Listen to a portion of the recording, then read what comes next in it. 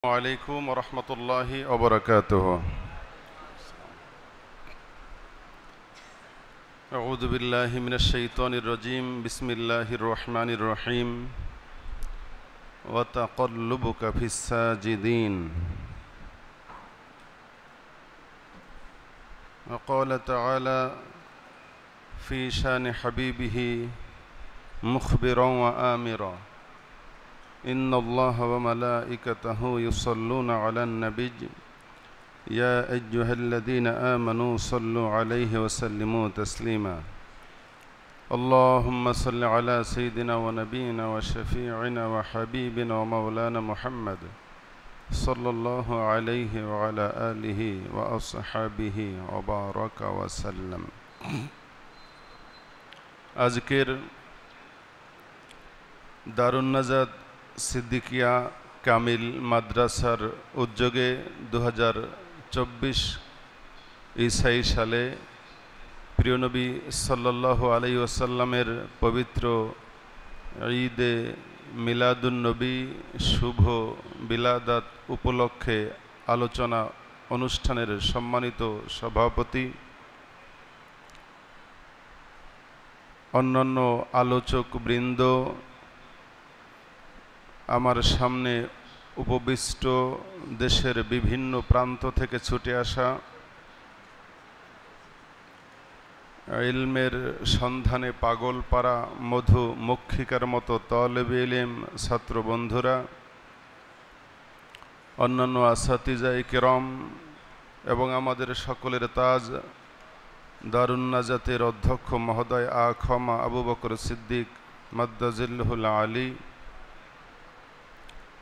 এছাড়া যাদের কানেই আমার মাইকের আওয়াজ পৌঁছায় তাদের সকলকে আরেকবার সালাম দিছি। আসসালামু আলাইকুম ওয়া রাহমাতুল্লাহ।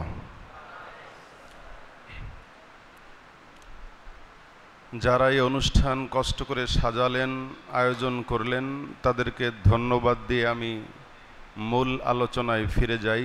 সময় যেহেতু নির্দিষ্ট, আমার আলোচ্য বিষয় সৃষ্টি থেকে রসুল পাক সাল্লাল্লাহু আলাইহি ওয়াসাল্লামের জন্ম পর্যন্ত। মহান আল্লাহ রাব্বুল আলামিন তার পেয়ারা হাবিবকে নবী হিসেবে প্রথমে সৃষ্টি করেছেন আর প্রেরণের দিক দিয়ে সকল নবীর শেষে প্রেরণ করেছেন। আর সৃষ্টি জগতের যত বস্তু দেখি 1000 মাখলুকাত অথবা 3000 মাখলুকাত, এর ভেতরে সবার আগে কোন সৃষ্টি? সহি বর্ণনা মতে সবার আগে আল্লাহ তাআলা কলম সৃষ্টি করেছেন। বলো ভাইরা, কি সৃষ্টি করেছেন? এটা সুনানে তিরমিজি এর ভেতরেও উল্লেখ আছে, যার হাদিস নম্বর হচ্ছে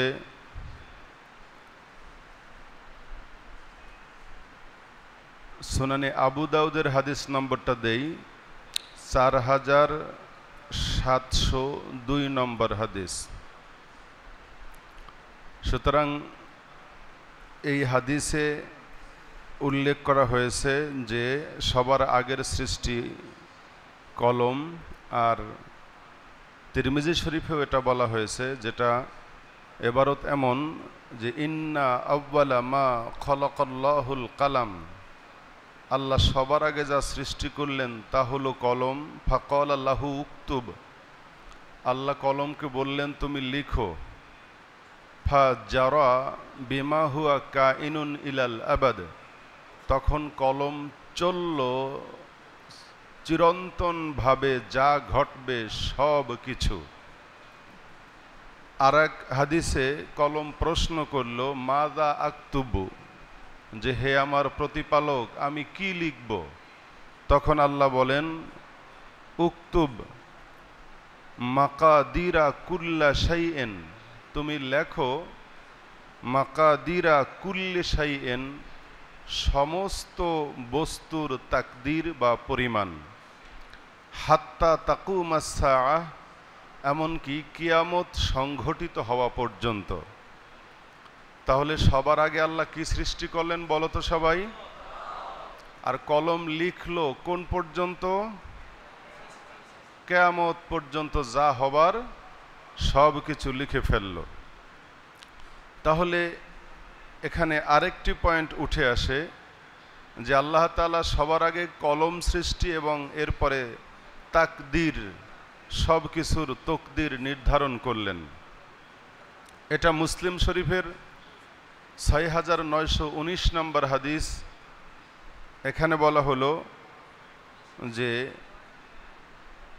আন আব্দুল্লাহ ইবনে আমর ইবনুল আস قال سمعت رسول الله صلى الله عليه وسلم يقول, যে আমি আল্লাহর নবীকে বলতে শুনেছি, কাতাবাল্লাহু মাকাদিরাল খালায়েক, আল্লাহ তাআলা সমস্ত সৃষ্টির তাকদীর নির্ধারণ করলেন, ক্বাবলা আন ইয়াখলুকাস সামাওয়াতি ওয়াল আরদা বিখামসিনা আলফা সানা, সমস্ত বস্তুর তাকদীর নির্ধারণ করলেন জমিন আসমান সৃষ্টির ৫০,০০০ বছর আগে। বলো সুবহানাল্লাহ। তাহলে এই হাদিসে আমরা জানতে পারি যে সব কিছুর আগে তাকদীর সৃষ্টি। এখন আমাদের এখানে প্রশ্ন থাকে, বা যারা একটু দিকভ্রান্ত গোমরাহ তারা বলে থাকে, তাকদীরে যা আছে জান্নাত জাহান্নাম তো নির্ধারণ হয়েই গেছে, তা এখন আমল করে লাভ কি? এটা অনেকে বলে না, বলে না? তোমাদের মগজেও কখন এরকম ওয়াসওয়াসা আসে কি আসে না, যে আমি জান্নাতি না জাহান্নামী সেটা তো পরে নির্ধারণ করা হবে আমল দেখে? ব্যাপারটা আসলেই এমন নয়, এটা আগেই নির্ধারিত। বলো এটা কি? তাহলে আমল করে লাভ কি? এই চিন্তা সাহাবাদের মাথায়ও এসেছিল, তারাও নবীজিকে প্রশ্ন করেছিলেন। তখন নবীজি উত্তর করেছেন, ফাকুল্লুম মুয়াসসার, সব কিছু সহজ করে দেওয়া হবে। অর্থাৎ এটা চালু করে দেন, এটা দেখো সম্ভব কিনা। এভাবে কথা বলা যাচ্ছে না তো, অনেক নিচু হইতেছে। যে সব কিছু সহজ করে দেওয়া হবে। সহজ করার অর্থ হচ্ছে জান্নাতীদের জন্য জান্নাতের আমল সহজ করা হবে, আর জাহান্নামীদের জন্য জাহান্নামের আমল সহজ করা হবে। এখন এই হাদিসের কথা বাদ, বিনা দলিলে আমি তোমাদেরকে বলবো যে আমল করা লাগবে কি লাগবে না, আমরা কি তাকদীরের ভরসায় আমল বাদ দেব কিনা। এর সহজ জবাব হলো, আমি তোমাদের প্রশ্ন করি, শয়তান জান্নাতে যাবে না জাহান্নামে যাবে? সবাই বলো। এটা কি তুমি আমি তারে বলে দিয়েছি, না মহান আল্লাহ তারে সরাসরি বলে দিয়েছে? আল্লাহ সরাসরি বলে দিয়েছে না? এবং তখন সে লাআকউদান্নাকা আলা সিরাতিকাল মুস্তাকিম, আমি আপনার সঠিক পথে বাধা হয়ে দাঁড়াবো, আমি ডানে বামে সামনে পেছনে থেকে বনি আদমকে ধোকা দিয়ে লাআমলাআন্না মিনহুম আজমাইন, জাহান্নামকে বোঝাই করে দেব, এইসব চ্যালেঞ্জ করেও আসছে না আসে নাই? তাহলে জাহান্নাম বোঝাই করবে, আর আল্লাহ তারে জাহান্নামের জন্য সৃষ্টি করছে। এখন ইবলিসের মনে কি কোনো সন্দেহ আছে যে আল্লাহ আমারে জাহান্নামে দিবে? এতে কি ওর কোনো সন্দেহ আছে? সবাই কথা বলো। তাইলে ইবলিসের উচিত ছিল আমল বন্ধ করে বসে থাকা, কিন্তু ওই কি বসে আছে না, নির্ঘুম সারা দুনিয়ায় মানুষকে ধোঁকা দেওয়ার চেষ্টা চালিয়ে যাচ্ছে। বলো কি করে?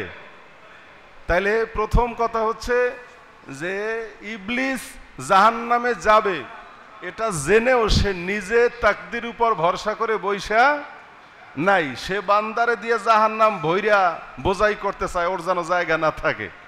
এই কথা বুঝতে পেরেছো? তাইলে আমরা কি তাকদীর উপরে ভরসা করব না আমল করব? আমল করব। আমল করলে অবশ্যই আমাদের সেই আমলগুলো আল্লাহ সহজ করে দেবেন, যে আমলের জন্য আমাকে সৃষ্টি করা হয়েছে। এবারে আসি,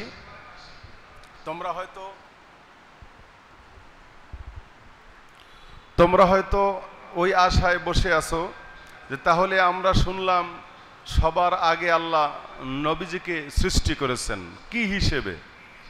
আল্লাহ তাকে সবার আগে সৃষ্টি করেছেন, সবার পরেই প্রেরণ করেছেন। এটা কি জমিনের ব্যাপার না রুহের জগতের ব্যাপার? জোরে বলো। তো রুহের জগতের ব্যাপার, সেখানে আল্লাহ কাকে কিরকম সৃষ্টি করেছেন সেই রুহের জগৎ সম্পর্কে আমরা জানি না, আল্লাহই ভালো জানেন। তবে নিশ্চিত নবীজিকে আগে সৃষ্টি করা হয়েছে। কিন্তু যারা সরাসরি এই হাদিসটা দিয়ে দলিল দেন, যেটা মুসান্নাফে আব্দুর রাজ্জাকের হাদিস বলে প্রমাণ দেওয়া হয়, অনেকে প্রমাণ নয় অর্থাৎ উদ্ধৃতি দেওয়া হয়, জিয়া জাবিরু ইন্নাল্লাহ তাআলা কদ খলাকা কবলাল আশিয়ায়ে নূরা নবিয়িকা, যে হে জাবের, মহান আল্লাহ তাআলা সবার আগে তোমার নবীর নূর সৃষ্টি করেছেন, এবং আমরা বলি তারপরে তার নূর থেকে সব কিছু সৃষ্টি হয়েছে। এই হাদিস তোমরা শুনেছো না শুনো নাই? কথা বলো। শুনেছ। কিন্তু এই হাদিস মুসান্নাফে আব্দুর রাজ্জাকে আছে বলে সবাই উদ্ধৃতি দেন।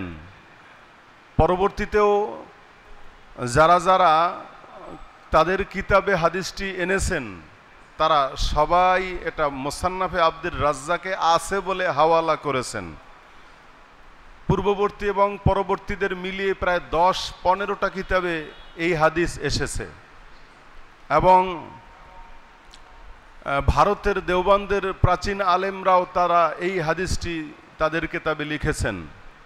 কিন্তু মূল কথা হচ্ছে এই হাদিস মুসান্নাফে আব্দুর রাজ্জাকের মূল কলমে লিখিত কপিতে নাই, সেখানে পাওয়া যায় না। এমনকি মুসান্নাফে আব্দুর রাজ্জাকের প্রথম ছাপানো বা পরবর্তী ছাপানো বইতে বা কিতাবে এই হাদিস পাওয়া যায় না। তাহলে কথা উঠবে যে মুসান্নাফে আব্দুর রাজ্জাকের একটা অংশ হারিয়ে গেছে, যাকে আরবিতে জুজএ মাফকুদ বলা হয়। তাহলে ওখানে যদি থেকে থাকে তাহলে তো পেলাম, ঠিকই জুজএ মাফকুদ বলে একটা অংশ পাওয়া গেল এবং ওই হাদিসও সেখানে পাওয়া গেল। তাহলে এখন থাকে যাচাই বাছাই যে সত্যি এটা জুজএ মাফকুদ মুসান্নাফে আব্দুর রাজ্জাকের কিনা। আরব আজম সারা দুনিয়ার ওলামা ইকরাম খুঁজে তন্ন তন্ন করে যাচাই করে পরে একমত হলেন যে না, এই অংশ যারা জুজএ মাফকুদ বলে মুসান্নাফে আব্দুর রাজ্জাকের বলে চালিয়ে দিতে চান, আসলে এই বিষয়টা সঠিক নয়। সুতরাং এই হাদিস দিয়ে মাঠ গরম করে ওয়াজ না করা উচিত, যাচাই বাছাই করেই কথা বলা উচিত। আর দারুন নাজাত সিদ্দিকিয়া কামিল মাদ্রাসা সারা দেশ সারা দুনিয়ার মধ্যে অন্তত একটা নির্ভরযোগ্য জায়গা বলে আমরা সকলে বিশ্বাস করি, ঠিক কিনা? তোমরা যারা দূর দূরান্ত থেকে 300-400 কিলোমিটার দৌড়ে এখানে এসেছো, তার মধ্যে যদি 100 কিলোমিটারও একটা মাদ্রাসা ধরা হয় তাহলে 400 মাদ্রাসা ডেঙ্গাইয়ে আসছো, ঠিক কিনা কথা কও? কিন্তু 100 কিলোমিটারের মাদ্রাসা কি একটা? কথা বলো। তাহলে হাজার হাজার মাদ্রাসা অতিক্রম করে এখানে এসেছো যাতে সঠিক যাচাই বাছাই করা কিছু কথা আমরা শিখতে পারি। যা হোক, মহান আল্লাহ রাব্বুল আলামিন তার নবীজিকে প্রথমে সৃষ্টি করলেন, এবং সেটা রুহের জগতে কি হিসেবে সেটা আমাদের জানার বিষয় নয়। এবং তোমাদের মিশকাত শরীফের 511 নম্বর পৃষ্ঠায়ও 6 নম্বর হাসিয়ায় দেখতে পাবা, সেখানে কাবে আহবারের উদ্ধৃতি দেওয়া আছে, যেখানে তিনি বলেছেন যে সবার আগে আল্লাহ নবীর নূরকে সৃষ্টি করেছেন এবং সেই নূর নিয়ে আসমান জমিন প্রদক্ষিণ করা হয়েছে, সকলের সঙ্গে পরিচয় করা দেওয়া হয়েছে। ওই সময় যখন লাম তারিফিল মালাইকাতু ইসমা আদম আলাইহিস সালাম ফি যালিকাল ওয়াক্ত, ওই সময় ফেরেশতারা আদমের নামও জানতো না। এ ব্যাপারটা সত্য যদি হয় যে হ্যাঁ আদমের নামও জানতো না, তার আগে মুহাম্মদের নাম ফেরেশতারা জেনেছে, এতে সন্দেহ নাই। কিন্তু কিভাবে আল্লাহ তাকে সৃষ্টি করেছেন সেটা আল্লাহই ভালো জানেন। আর এটা হচ্ছে রুহের জগতের সৃষ্টি। তবে মানুষ সৃষ্টির নির্ভরযোগ্য যে কথাগুলো কোরআন হাদিসে রয়েছে তা তো স্পষ্ট। যেমন রাসূল পাক সাল্লাল্লাহু আলাইহি ওয়াসাল্লাম তিনি বলেছেন যে প্রথম আল্লাহ তাআলা তিনি সৃষ্টি করেছেন আদমকে, যা উসিফা লাকুম, তোমাদের জন্য বর্ণনা দেওয়া হয়েছে। আর জিন জাতিকে সৃষ্টি করা হয়েছে আগুন থেকে। আর খুলিকাতিল মালাইকাতু মিন নূর, আর নূর দিয়ে সৃষ্টি করা হয়েছে ফিরিশতাদেরকে। তাহলে এই হাদিসে যেটা স্পষ্ট হয়েছে এবং কোরআনে ধাপে ধাপে আদম সৃষ্টির কথা এবং মাতৃগর্ভে মানুষ সৃষ্টির বিবরণ যা দেওয়া আছে, যুগ যুগ ধরে আমরা যে আলোচনা শুনে এসেছি, তাতে কোনো সন্দেহ নেই।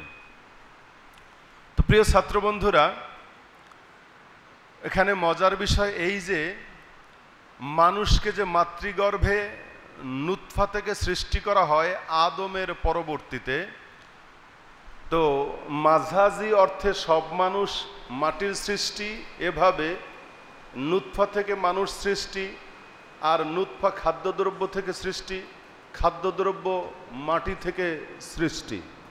তো মাঝাজি অর্থে মানুষ মাটি থেকে সবাই সৃষ্টি, আর প্র্যাকটিক্যালি বা হাকিকিভাবে আদম আলাইহিস সালাম মাটি থেকে সৃষ্টি। আদম ছাড়া কোনো মানুষ সরাসরি মাটি থেকে সৃষ্ট নয়।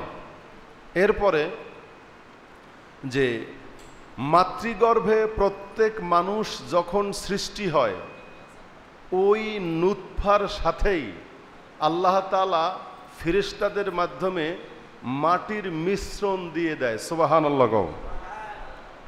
কোথার মাটি? যেই মাটিতে তাকে দাফন করা হবে, যেখানে তিনি কবরস্থ হবেন, ওই জায়গার মাটি এনে মায়ের গর্ভে নুতফার সঙ্গে মিশিয়ে দেওয়া হয়। এটা নির্ভরযোগ্য হাদিস, এতে কোনো সন্দেহের অবকাশ নেই। যেটা মাজমাউজ জাওয়ায়েদ ও মামবাউল ফাওয়ায়েদ হাদিস নম্বর 46-26। এখানে বিষয়টা হলো এই যে মাররা রাসূলুল্লাহ সাল্লাল্লাহু আলাইহি সাল্লাম বিল মদিনা ফারাআ জামাআতান ইয়াহফিরুনা কবরা। নবীজি মদিনার এক রাস্তা দিয়ে যাচ্ছিলেন, তখন দেখলেন একদল মানুষ কবর খনন করছে। তখন নবীজি জিজ্ঞেস করলেন, এটা কার কবর? তারা জবাব দিল, হাবশিয়ুন কদেমা ফামাতা, যে একজন হাবশার লোক মদিনায় এসেছিল, এখন মারা গেছে। তখন নবীজি কি উত্তর করলেন? লা ইলাহা ইল্লাল্লাহ সিকা মিন আরদিহি ওয়া সামাইহি ইলা তুরবাতিল্লাতি খুলিকা মিনহা, যে সেই আল্লাহ ছাড়া কোনো ইলাহ নেই, যিনি মানুষকে চালনা করেছেন ওই জায়গায় যেই মাটি থেকে তাকে সৃষ্টি করা হয়েছে। অর্থাৎ এই কবরের মাটি দিয়েই তাকে সৃষ্টি করা হয়েছে, এই জায়গার মাটি দিয়ে, যার কারণে সে ইথিওপিয়া বা হাবশার মানুষ হয়েও এখানে এসে মারা গেছে আর এখানে দাফন হয়েছে। সুতরাং তোমরা এই কথাটা শক্ত করে দিলে গেঁথে নাও যে মানুষ যেখানে দাফন হবে ওই জায়গার মাটি নিয়ে মাতৃগর্ভে নুতফার সঙ্গে আল্লাহ তাআলা মিশিয়ে দেয়। পরবর্তী যে পয়েন্ট আমি বলবো, আল্লাহর সৃষ্টির ধারাবাহিকতা কোনটা, সেটা হচ্ছে আল্লাহ তাআলা যে সবার আগে নূর বা অন্ধকার সৃষ্টি করলেন, যেটা সূরা আনআম যেখানে জাআলা যুলুমাতি ওয়ান নূর বলা হয়েছে, যে তিনি আলো ও অন্ধকার সৃষ্টি করলেন। সেই হিসেবে নূর বা আলো হচ্ছে আল্লাহর মাখলুক বা সৃষ্ট বস্তু। আমরা যারা অনেকেই আল্লাহকেও নূর বলে বিশ্বাস করি বা ধারণা করি, আবার নবীকেও অনেকে নূর বলে ধারণা করি বা এমনটা প্রমাণ করি যে তিনি নূর দিয়ে সৃষ্টি। তো প্রথম কথা হচ্ছে, নবীজি নূর দিয়ে যদি সৃষ্টি হয়, আর সেই নূর যেভাবে হাদিসের ইবারতে যেগুলো আছে সত্য মিথ্যা যাচাই না করে যারা বলে মিন নূরিহি, আল্লাহর নূর দিয়ে সৃষ্ট, তাহলে প্রথম আকীদা আল্লাহ নূর কিনা বলো তো, তোমরা কি বিশ্বাস করো আল্লাহ কি নূর? জবাব দাও একটু, আল্লাহ কি নূর? হ্যাঁ, কথা বলতে সাহস হয় না, বলো না আল্লাহ কি নূর? যদি কেউ আকীদাগতভাবে আল্লাহকে নূর বলে যে হ্যাঁ আল্লাহ নিজে নূর, তাহলে এটা কুফরি হবে। বলো কি হবে? কারণ নূর হচ্ছে আল্লাহর সৃষ্ট, যেটা 6 নম্বর সূরা আনআমের শুরুতে বলা আছে। তা যা আল্লাহর সৃষ্ট ওইটা আল্লাহ হয় কেমনে? কি এই বিশ্বাস রাখা যাবে? হ্যাঁ, আয়াতে 24 নম্বর সূরা নূরের 35 নম্বর আয়াতে যেভাবে এবারতে আছে আল্লাহু নূরুস সামাওয়াতি ওয়াল আরদ, আল্লাহ আসমান জমিনের নূর, তো এ দিয়ে বোঝা যায় বা অনেকে বোঝে। আর সামনের আয়াতগুলো এমন কায়দায় মাসালু নূরিহি কা মিশকাতেন, তার নূরের দৃষ্টান্ত, তাহলে মনে হয় আল্লাহ নূর আর তার নূর এইরকম উদাহরণ দেওয়া। আসলে আল্লাহকে নূর বলা কুফরি, এই আকীদা রাখা যাবে? তাহলে ওই আয়াতের ব্যাখ্যা কি? ওই আয়াতের যতগুলো ব্যাখ্যা আছে তার মধ্যে আল্লাহু খালিকু নূরিস সামাওয়াতি ওয়াল আরদ, আসমান জমিনের যত আলো সব কিছু তার সৃষ্ট নূর, তিনি ওই নূরের স্রষ্টা, অথবা তিনি ওই নূর দিয়ে সব কিছুকে পরিচালনা করেন, আদাআত, যেমন আলোকিত হয় সব কিছু। এখানে নূর দিয়ে রূপক অর্থে হিদায়েত বলা হয়েছে, যে ইয়াহদিল্লাহু নূরিহি, আয়াতের শেষে আছে আল্লাহ তার হেদায়েতের দিকে, নূরের দিকে হেদায়েত করেন, পথ দেখান। তাহলে ওই নূর দিয়ে হেদায়েত বোঝানো হয়েছে। সবাই বলুন কি বোঝানো হয়েছে? সেই নূর দিয়ে কি বোঝানো হয়েছে? হেদায়েত বলা হয়েছে। আল্লাহ তার নূরের দিকে হেদায়েত করেন। যেহেতু কলবে আল্লাহ নূর দান করেন, এই কলবকে মেশকাতের মতো উদাহরণ দিয়েছেন। এই হেদায়েতের নূর আল্লাহ যার কলবে দান করেন সে হেদায়েত হয়, আর যার কলবে এই নূর দেওয়া হয় না সে হেদায়েত হয় না। এরপরে আসি আল্লাহর সৃষ্টির ধারাবাহিকতা। তবে একটু কথা বলা দরকার, নূর, আল্লাহ নূর, এটা বলা যাবে ওই অর্থে প্রশংসার ক্ষেত্রে। এটা তাফসিরে কুরতুবিতে বলা আছে ফায়াজুজু আন ইকালা আল্লাহু নূরুন, আল্লাহ নূর, এটা বলা জায়েজ কোন দৃষ্টিতে? মিন জিহাতিল মাদহ লিআন্নাহু ওয়াজিদুল আশিয়া, প্রশংসার জন্য বলা যায় আল্লাহ নূর। কিসের জন্য বলো? প্রশংসার জন্য বলা হয় আল্লাহ নূর। যেমন বলা হয় কালামুল্লাহু নূর, যে প্রত্যেকটা কথার ভেতরে যেমন নূর রয়েছে। হ্যাঁ, আমরা বলি আল ইসলামু নূরুন ওয়াল কুফরু জুলমাতুন, ইসলাম নূর, কুফর হলো অন্ধকার। এটার একটাও বাস্তবে অন্ধকারও না, বাস্তবে আলোও নয়, বরং এটা হচ্ছে প্রশংসার জন্যে এবং হেদায়েতের অর্থে। সুতরাং আল্লাহকে প্রশংসার জন্যে যে তিনি নূর, মহানূর, এরকম যদি প্রশংসার ক্ষেত্রে কেউ বলে বলতে পারবে, কিন্তু আকীদা রাখলে এটা কুফরি। সৃষ্টির ধারাবাহিকতায় দেখা যায় কলমের পরে আরশ সৃষ্টি, কারণ কলম লিখবে কই? লাউহ লাগবে। লাউহ মানে তক্তা, সিলেট, চক দিয়া লিখবা, সিলেট লাগবে না? তাহলে কলম লেখছে কই? বোর্ড, লাউহে। এই জন্য লাউহ, কলম, চক, সিলেট একসঙ্গে আমরা বলে থাকি। তো আরশ সৃষ্টির আগেও অনেকে বলেছেন পানি সৃষ্টি হয়েছে। অনেক হাদিসে আছে ওয়াকানা আরশুহু আলাল মায়ে, যে আল্লাহর আরশ তখন পানির উপরে ছিল। তাইলে পানি আরশের আগে হওয়া লাগে না? কি বলো? আগে হওয়া লাগে। তাহলে ধারাবাহিকতা কলম, লৌহ, পানি, আরশ এবং মেঘমালা, এবং কোন দিনে আল্লাহ কি অস্তিত্ব দান করেছেন তা সুনানুল নাসাই আল কুবরা 11,010 নম্বর হাদিসের ভিতরে আছে। আমি শুধু বলে যাই, আল্লাহ তাআলা শনিবার দিন মাটি সৃষ্টি করেছেন, রবিবার দিন পাহাড় পর্বত, সোমবার গাছপালা, মঙ্গলবার অমঙ্গলজনক বিষয়বস্তু, বুধবার আলো, বৃহস্পতিবার পশু কীটপতঙ্গ এবং শুক্রবারে আদম আলাইহিস সালামকে সৃষ্টি করেছেন। বলুন সুবহানাল্লাহ। যেমন একাধিক হাদিসে এবারও এসেছে যে অখুলিকা আদামু ফি ইয়াউমিল জুমআহ, শুক্রবার দিনে আদমকে সৃষ্টি করা হয়েছে। আবার ওয়া ফিহি খুলিকা আদম ওয়া ফিহি উদখিলাল জান্নাতা ওয়া ফিহি উহবিতা মিনহা, যে শুক্রবার আদম সৃষ্টি, আদমকে বেহেশতে ঢোকানো হয়েছে, বেহেশত থেকে বের করা হয়েছে। ওয়া ফিহি তাকুমুস সাআহ, আর শুক্রবারেই কিয়ামত সংঘটিত হবে। এই কথাগুলো নির্ভেজাল বর্ণনা। তো প্যারে হাজিরিন, আমরা এবারে চলে যাব যে আল্লাহ তাআলা কিভাবে আদম আলাইহিসসালাম সৃষ্টি করলেন। আদম আলাইহিসসালামকে সৃষ্টি করার জন্য তামাম পৃথিবীর জমিনের থেকে এক কবজা মাটি নিয়েছেন, তা থেকে আদম সৃষ্টি। কিন্তু আল্লাহর সঙ্গে জমিনের কথা হয়েছে। আল্লাহ যখন বললেন যে হে জমিন, আমি তোমার থেকে আদম সৃষ্টি করব, এটা সোয়াবুল ঈমানের মধ্যে বর্ণনা আছে।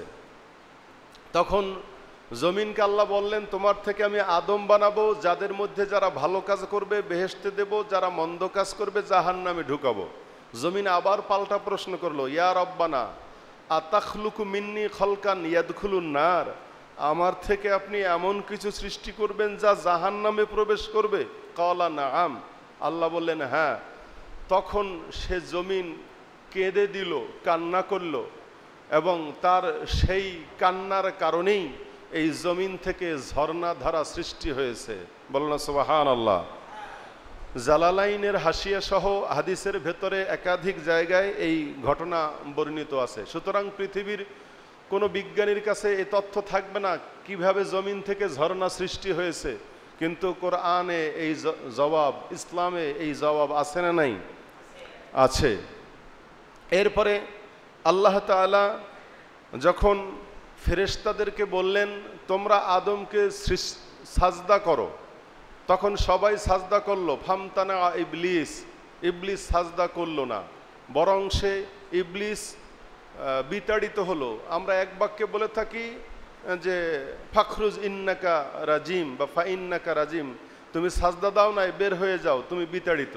আসলে বিষয়টা এত রেডিমেড না। ফেরেশতারা সাজদা করছে, আর ইবলিস সাজদা না করে অহংকার করে আদমের দিকে পিঠ ফিরাইয়া দাঁড়াই আছে।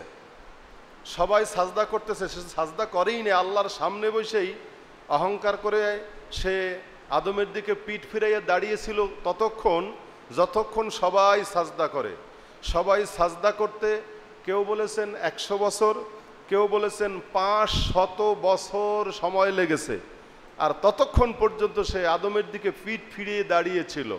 তারপর আল্লাহ রাগ করে বললেন ফাখরুজ ফাইন্নাকা রাজিম, তুমি বেরিয়ে যাও, তোমাকে আর আমার প্রয়োজন নেই।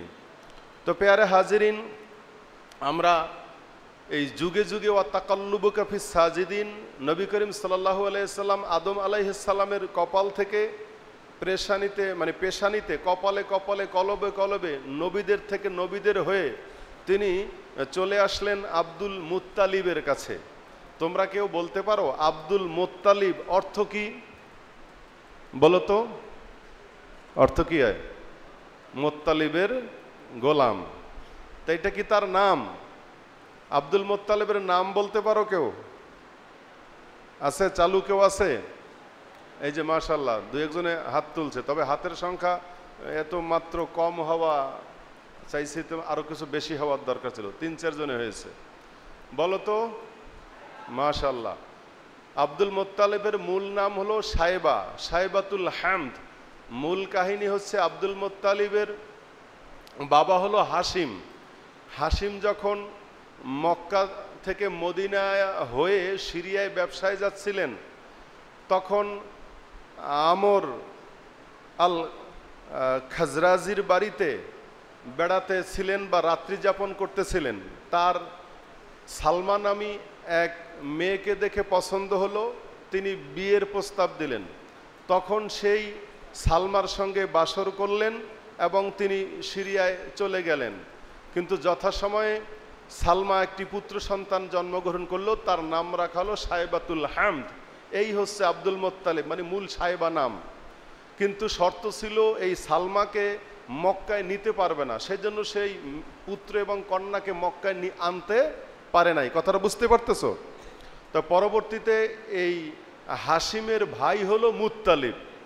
মুত্তালিব যখন জানলো যে আমার ভাই হাসিমের একটা পুত্র সন্তান মদিনায় আছে, তখনকার ইয়াসরিবে, তো ওখানে গিয়ে সে 7 বছর বয়সে এই শিশুকে মায়ের কাছ থেকে চুরি করে নিয়ে আসছে। আনছে কে? হাসিম। হাসিমের কি হয়? ভাতিজা। হাসিমের ছেলে, মুত্তালিবের ভাতিজা। তার মুত্তালিব যখন মক্কায় এই শিশুটাকে নিয়ে প্রবেশ করেছে, সবাই জিজ্ঞেস করে মান হাদা, গেলা ব্যবসা করতে এই ছেলেটাকে তুমি তারে নিয়ে আসলা? বলল হাদা আব্দি, এ আমার গোলাম। তখন সবাই বলা শুরু করলো যে এটা আব্দুল মুত্তালিব, মানে এই শিশু হচ্ছে মুত্তালিবের গোলাম। তার মূল নাম সাহেবা ঢাকা পড়ল এবং আব্দুল মুত্তালিব বলে সে পরিচিতি লাভ করলো। রাসূল পাক সাল্লাল্লাহু আলাইহি ওয়াসাল্লাম এই আব্দুল মুত্তালিবের 10 পুত্রের শেষ পুত্র আব্দুল্লাহর ঔরসে জন্মগ্রহণ করেন। তো আব্দুল্লাহ, যাকে জবিহুল্লাহ বলা হয়, জবিহুস সানি, দ্বিতীয় জবেহ বলা হয়। আব্দুল মুত্তালিবের হলো 6 স্ত্রী।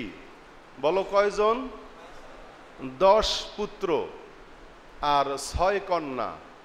10 পুত্রের নাম হচ্ছে, যখন কোরবানি করার মানত করেছিল, জমজম কূপ পাইলে আমি একটা পুত্র সন্তান জবেহ করব, এজন্য জমজম কূপ খনন করতে গেছিল। তখন আব্দুল মুত্তালিবের ছেলে মাত্র একজন, যার নাম হারিস, বড় ছেলে। এই হারিসকে নিয়ে স্বপ্নে পেয়েছে যে অমুক জায়গায় জমজম কূপ খনন করলে পাওয়া যাবে। জুরহাম গোত্র থেকে সেই অনেক দিন যুগ যুগ ধরে জমজম কূপ নাই। তাই তিনি কেমনে চিনবেন জমজম কূপের জায়গা? স্বপ্নে পাইছেন, স্বপ্নেই আবার জিজ্ঞেস করছেন কেমনে বুঝবো। স্বপ্নে তাকে বলা হলো পিঁপড়া সেখানে পিঁপড়ার ডিবি করে রাখবে এবং কাঠ ঠোকরাবে, কাক। তা পরের দিন ওই জায়গা মতো গিয়ে পুত্র হারিসকে নিয়ে কূপ খনন করা শুরু করলো। মক্কার লোকেরা বাধা দিল যে না, তুমি এখানে কূপ খনন করতে পারবা না, কারণ ওই জায়গাটা হাজরের কাছাকাছি, যেখানে বসে পশু জবাই করা হয়, বেদি, তারা দেবীর নামে পশু জবাই করে। আব্দুল মুত্তালিব করলেন কি, তিনি তার ছেলে হারিসের কাছে তরবারি দিলেন। তরবারি নিয়ে, দাঁড়া বেটা, আমি কূপ খনন করব, যে আমারে বাধা দিতে আসবে তার কল্লা উড়িয়ে দিবি। এখন কওমের লোকেরা দেখলো আব্দুল মুত্তালিব থামবে না, সব মাইরে ফেলাইবে, তারপরও কূপ খনন করবেই করবে। এই জন্য কেউ আর কাছে আয় নাই। কূপ খনন করতে করতে পাইল স্বর্ণের একটা মূর্তি, ভেতরে 100 কেজি সোনা। সেই সোনা দিয়েই সর্বপ্রথম আব্দুল মুত্তালিব কাবা ঘরের দরজায় স্বর্ণ লাগালো বা স্বর্ণের প্রলোভ দিল।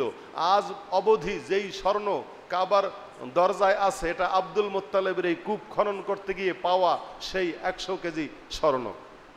সবাই খুশি হলো যখন এই কূপ পাওয়া গেল। শেষ পর্যায়ে পুত্রদের যখন জবাই করবেন, তখন তার পুত্র সংখ্যা হয়ে গেছে 10 জন, কিন্তু কারে জবাই করবেন সেটা তো বলা হয় নাই। এই 10 জন পুত্রের মধ্যে হারিস, জুবাইর, হাজাল, দিরার, মুকাউইম, আবুল আহাব, আবু তালেব, হামজা, আব্বাস আর আবদুল্লাহ। এই আবদুল্লাহ হলো শেষ পুত্র। তার নাম লটারিতে বারবার এসেছে, যে তোমরা ইতিহাস জানো, আমি এখন শেষ করব। তো 100 উটের বিনিময়ে শেষ পর্যন্ত আবদুল্লাহকে বাঁচানো হলো এবং উট কোরবানি করা হলো। এই আবদুল্লাহ বিয়ে করলেন বাবার সাথে মদিনা গিয়ে আব্দুল ওয়াহাব জহরির কন্যা আমিনাকে। আমিনাকে নিয়ে আসলেন মক্কায়। তার গর্ভে রাসূল পাক সাল্লাল্লাহু আলাইহি ওয়াসাল্লাম আসার পর যখন গর্ভের বয়স 8 মাস, তখন মারা যান তার পিতা আবদুল্লাহ। আর এজন্য নবী করিম সাল্লাল্লাহু আলাইহি সাল্লাম যে হাদিসে বলেছেন, আনা বাশারাতু ঈসা, আমি ঈসার সুসংবাদ, ওয়া রুইয়া উম্মি আল্লাতি রাআত, আমার মায়ের সেই স্বপ্ন যা তিনি দেখেছেন, আদাআত লাহু মিন নূরিহি কুসুরা শাম, শামের প্রাসাদ আলোকিত হয়ে গেছে, ইত্যাদি ইত্যাদি যত বর্ণনা তোমরা জানো, সেই সবগুলোর ইতিহাস হচ্ছে প্রিয় নবী সাল্লাল্লাহু আলাইহি সাল্লামের জন্মকে কেন্দ্র করে। তো আমরা এই যে নামগুলা বললাম, রাসূল পাক সাল্লাল্লাহু আলাইহি সাল্লামের শুভ বেলাদাতে খুশি হয়ে আবুল আহাব যে কাফের হওয়া সত্ত্বেও সুয়াইবা নামক দাসীকে সে আজাদ করে দিয়েছিল। এই জন্যে তার ডান অর্থাৎ এই আঙ্গুল এবহাম এবং তার মধ্যবর্তী জায়গাকে ইঙ্গিত করে সে স্বপ্নে দেখাচ্ছিল যে এই জায়গা থেকে শুধু শুক্রবারে অর্থাৎ সোমবারে আমাকে জান্নাতের শরাব পান করা হয়।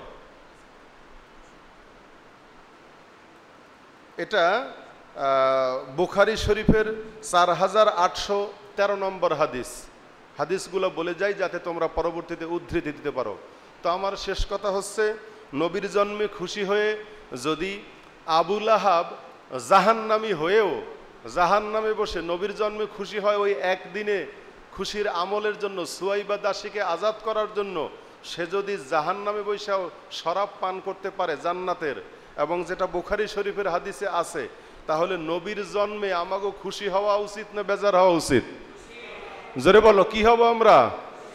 ঈদ মানে খুশি। এরপরও দেখো আমাদের দেশে এখনো 4 তারিখে প্রথম যে ঘোষণাটা এসেছে তাতে ফাউন্ডেশন থেকে ঈদ শব্দ তারা লেখে নাই, লেখছে পবিত্র মিলাদুন্নবী। কি লেখছিল কি না? পরে মানুষ যখন প্রতিবাদ করেছে 5 তারিখে আবার সংশোধন করে নতুন নোটিশ দিছে যে ঈদে মিলাদুন্নবী, নতুন করে ঈদ শব্দ আবার জোড়া দিয়ে তারপরে তারা নতুন নোটিশ করেছে। যা হোক, এখানে যে পরিমাণ কথা আছে তো কয়েক ঘন্টার আলোচ্য বিষয়, এগুলো সংক্ষিপ্ত সময় বলা যাবে না। আমি যে পর্যন্ত আলোচনা করলাম, আল্লাহ সকলকে আমল করার তৌফিক দান করুন। আসসালামু আলাইকুম ওয়া রাহমাতুল্লাহ।